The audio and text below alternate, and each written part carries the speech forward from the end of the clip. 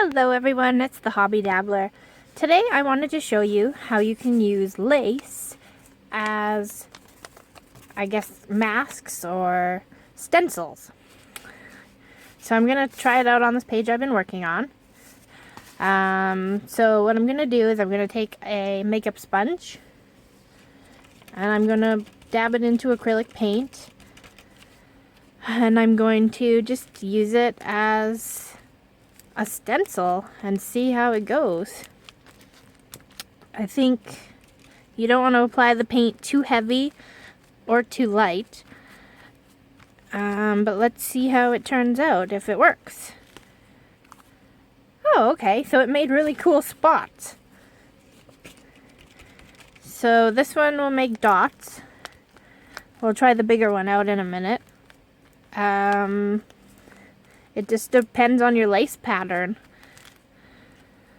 That's pretty nice, actually. Okay, so let's try the big lace pattern here, down here.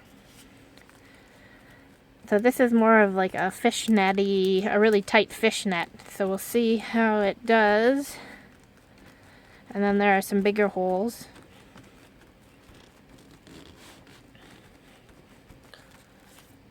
Nice. So yeah, it adds some nice texture to your page. You don't want to go too heavy.